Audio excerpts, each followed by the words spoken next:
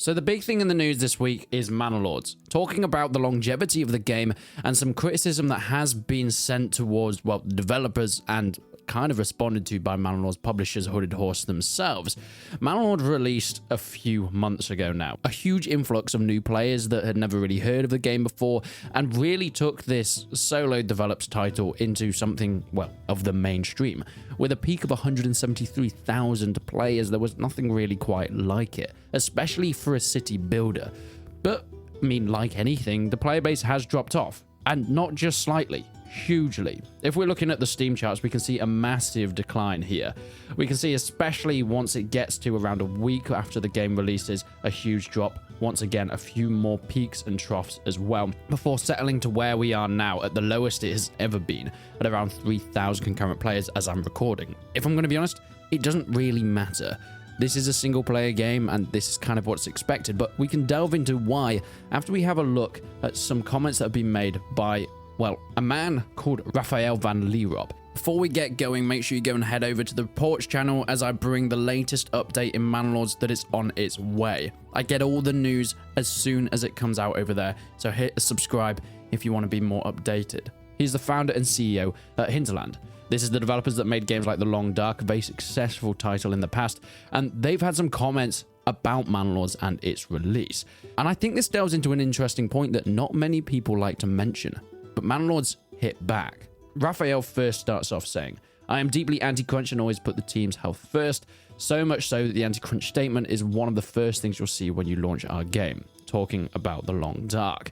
"I'm no way claiming that Manor Lords isn't a huge success. I'm talking specifically about the early access strategy below." I think these two things were edited later on because this comment or this post, as you're about to see on LinkedIn, was not particularly well received by the community or, well, anyone really. Manor Lords is a pretty interesting case study at the pitfalls of early access development when a game with a small team and heavily marketed as such hits the reality of a hungry audience. First of all, there is some truth in this. Manor Lords, and one of its big selling points was the fact that it was a solo developer. And whilst criticism in hindsight has actually said, wait, hold on, Slavic Magic is not the only person that worked on this game, does that make it a solo developed project? I mean, I would say yes, freelancers don't class as a development team, and most of the work has been done over the last few years from one person. But it has been a massive selling point. Talking about how AAA games are dying and how one person can make something as polished and as successful as Manor Lords has been one of the things that has pushed it into the limelight. So they have lent on it somewhat, and I think that's very, very clear. But the whole statement is talking about how little there is to the game. It launched with a pretty strong base, but without much content. A heavily system-centric game needs either a range of maps, game modes, or some amount of pro-gen dynamicism to keep it fresh, and Manor Lords has done none of these things. Talking about after you've played 5 to 10 rounds of the game, you're pretty much done, there's not all that much else to do. And on my personal experience, I would somewhat agree with that. I love Manor Lords and I think it's absolutely fantastic. I have 30 hours or just over 30 hours of playtime on it, but I'm about done. There isn't too much else that I can do, and I hop into it every now and then if I want to relax. But in terms of creating content, as you can see by the channel, Manor Lords just isn't really there. Another huge Manor Lords YouTuber was Strat Gaming, someone who was fantastic at creating the details, bringing updates, and looking at new strategies that games can have to offer. Their content on Manor Lords has also slowed down, and as someone that delves so deep and detailed into titles, I think it's very clear that maybe there's just nothing left to fish out of it. So that point is very well established, and it is no secret to anyone that it isn't the most content-filled game in the world. But I think the point stands that, does it really matter? Sure, Manor Lords doesn't have 100 hours of playtime at this point in time. Okay, I get some people can play it for 100 hours. I cannot play the same thing for 100 hours. I just can't do it. But that was never the intention. And this goes back to a post that Slavic Magic actually put out before the release, talking about the overhype of the game. Now, I don't particularly think the game was overhyped, but I think perhaps it was misinterpreted somewhat by people like Raphael van Lierop. This is not a AAA title, and talking about it being a solo developed project is really defining what this game is going to be. A very small case early access game. And I think this is where the worries of Slavic Magic, the developer, came in before release. Talking about people expecting a huge total war killer, things along that line. Updates and huge amounts of content, and that's not what Manor Lords was supposed to be. It is a small indie title. Okay, it has a publisher now, but in all intents and purposes, it still has the roots and the core of what an independently published game would have. And whilst so expecting a mass amount of content, a mass amount of updates in very fast succession is just not possible for the small team that is now surrounding it. And I think this is what Raphael is forgetting. Every single point made in this post is true, but I don't think any of it matters. I don't think it is the living and breathing core of Manor Lords. More content drops, more updates, more game modes. I think what it is a solid base game that can slowly be worked on and fixed and patched and updated as time goes on with a very small development team, and they've still kept it that small. Even though this game has sold over 3 million copies, there is nothing to indicate that this team has massively grown, and they're still keeping it that homegrown, small, individual, and very personalized project that made it so successful in the first place. Going back to the statement, this in itself is not a huge problem, provided you can keep the game updated frequently and you're able to expand with new systems and content for players to experience the systems in. Once again, I would disagree with this point. It is not a huge problem, but you also don't need to keep the game updated because they're happy with where the game is right now. And we'll get onto the response from the team in a little bit. Yet Raphael does address the fact that the Manor Lords team is small. The game was built super slowly by a super small team, and there's no way that the project can scale up quickly enough to meet the demand. It's practically part of the game's brand at how this is a solo dev project, or at least a small team.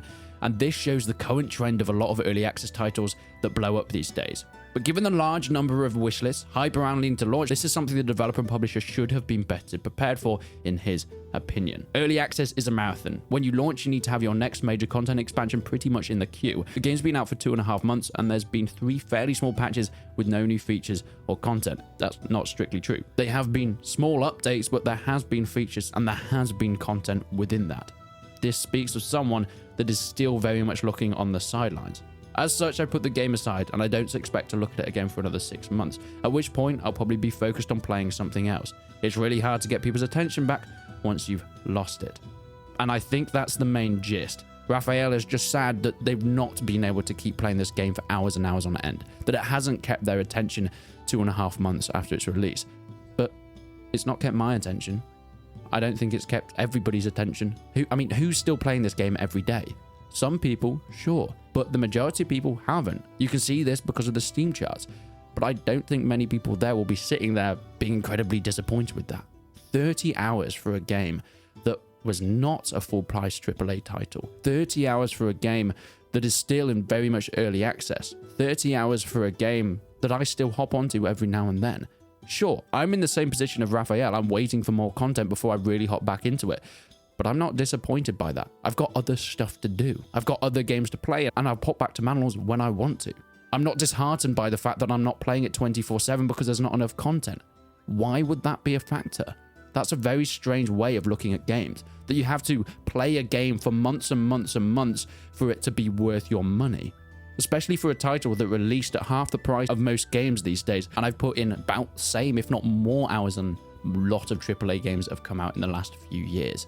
So this is a non-issue for me personally, but there was a response from Tim Bender, the CEO of Hooded Horse. These are the guys that took on Manor Lords to publish, and whilst it is still very much at its core an independent game, well, they helped with most of the admin and the side and distributing, so on and so forth. Tim Bender starts with, Manor Lords just sold 250,000 copies in the last month, after selling over 2 million copies in its first 3 weeks. It has very positive review rating of 88% and a median playtime of 8 hours and 48 minutes per player. That is insane, by the way. Players are happy, the developer's happy, and we as a publisher are thrilled beyond belief.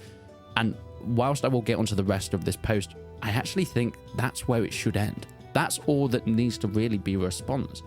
There is nothing more that needs to be done with Manor Lords, at least at this point in time. There is no expectation that players have for a load of new content, and while some people might be sitting there kind of hoping, I don't think anyone's sitting there incredibly disappointed with the type of game that they've got so far. You can see that by the reviews on Steam. People have stopped playing it, but that's because there is no content.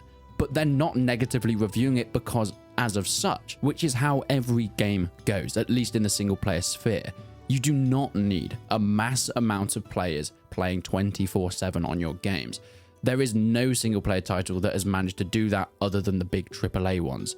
Even a game like Kingdom Come Deliverance, which was a critical success and a financial behemoth at the time, to the point that we're getting a sequel that is huge, way beyond whatever we got in 2018. That game doesn't really have that many players anymore. Do you think Warhorse Studios care, or are they working on their multi-million-dollar sequel? I mean, it's a single-player game. What more could you want? It's no longer being updated. And I think Manor Lords, whilst not exactly in the same position, should be treated in the same way. If you feel like the game was worth your money at the time of purchase, that should be a positive rating. If you feel like the game was worth your time, but you're having a quick break before more content comes out, that should also be a positive rating. And that's shown on the Steam page. Even now, with very few updates and even patches coming out, 250,000 copies is absolute insanity for the type of game this is. I don't think Slavic Magic should be told to rush to bring out new updates. I don't think Hooded Horse should be told to push the developers in that direction. They are sitting on millions and millions of dollars now. They can use this to take their time, to be creative, to work on those huge content drops that come later down the line without having to rush things out because they're scared that players will come back. You know, Slavic Magic built this up through word of mouth. There was no huge advertising campaign until the year upon release. This was just them to start with. But because of the quality and because of the idea, that's what brought players in. And they know that. So that's how they're going to approach every single update that comes subsequently. They're going to take their time, get the quality, the content, and the ideas in place to trust that players will come back. And I think there is no doubt that that will happen. So asking them to push content out and saying it needs to be a flow from one release to the next release in order to keep players maintained, sure, maybe it does. But why do you need to keep players maintained if you have the goodwill of the community to trust they come back when you want them to? And that is where Slavic Magic is. And that is why I think Raphael has completely misinterpreted the kind of community that this game has cultivated. Calling Manor Lords a case study in the pitfalls of early access is completely overreacting. It's been out for 2.5 months, like you say. There is not the 173,000 players that there once was, but that doesn't really make a difference. People are going off and playing their own games. They're going off and playing other titles. And despite what Raphael says, I don't think this is a bad idea. I think players should be allowed to go off and play something else before returning to a game like Manor Lords. Do you think a game like RimWorld has concurrent players up the wazoo constantly? No. It has dips and it has troughs because of new content and new updates that come out. That is a good staple of where I think Manor Lords is going with this. A very small development team. I think even RimWorld was a solo development at some point, or maybe even still is.